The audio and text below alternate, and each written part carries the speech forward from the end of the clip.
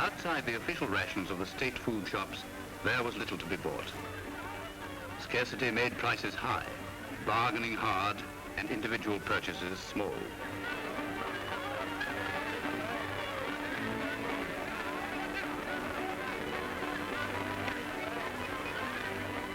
The arrival of food from the West did more than hold off starvation. It reopened communications that earlier Iron Curtain policies had disrupted. The famous East-West Saint-Orient Express no longer turned back at Belgrade.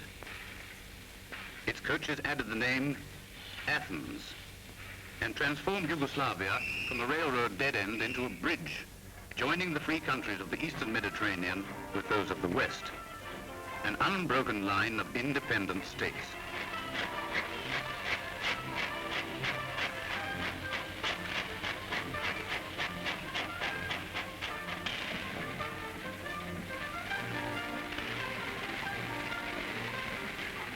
The link runs through the heart of Yugoslavia. Valleys of black, fertile soil covering mineral wealth that is still largely undeveloped. Valleys sheltered in a tangle of mountains easy to defend.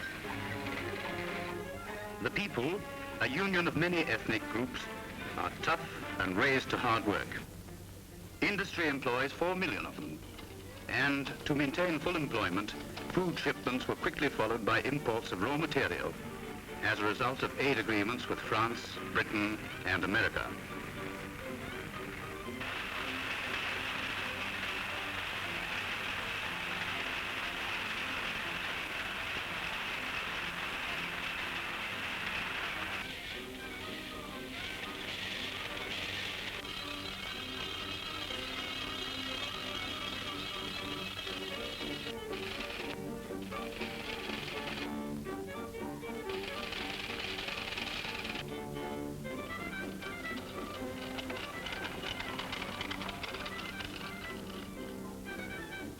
Even with the revival of the textile industries, these imports were sufficient only for a limited production of high-priced clothes. For most citizens, the window displays were a symbol, an assurance that consumer goods were coming back into circulation after 10 years of half-empty shelves, the first promise of a movement towards better living standards.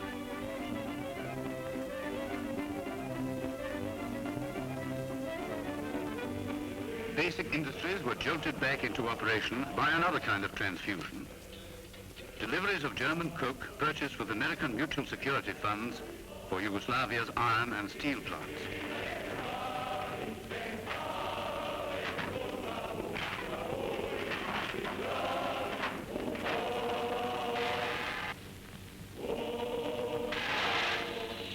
As this aid continued, Yugoslavia was well on the way to becoming as independent economically as she is politically.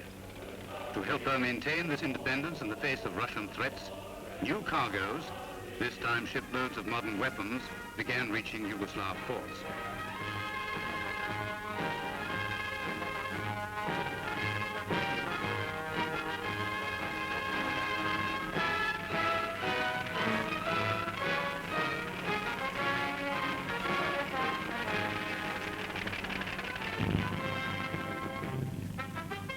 Arms, tanks and warplanes were destined to replace the outdated, though still effective World War II equipment with which the Yugoslavs maintain a constant guard. A deterrent to aggression from across the far side of the Iron Curtain.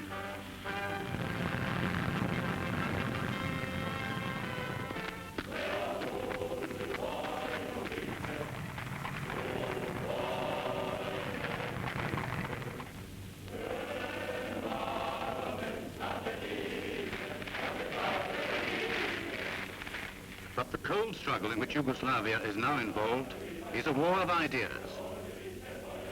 Ideas stimulated her separation from Russia. Ideas saved her from permanent inclusion in the new Russian Empire. Living outside the Soviet bloc has given the Yugoslavs time to weigh the facts. Today, still intent on being fully informed, Yugoslavs are continually increasing their contacts with the West. In Belgrade, the pavements in front of British, French, and American information offices are thronged all day with citizens absorbed in looking through the windows at the world outside. The world that supported them in their rebellion. Like millions before them in the history of mankind, these people revolted against colonialism. The West tided them over the first convulsions that followed the breakout. And today, the people of Yugoslavia stand between Eastern totalitarianism and Western democracy. Cautiously, by trial, by experience, they seek out their future as an independent people.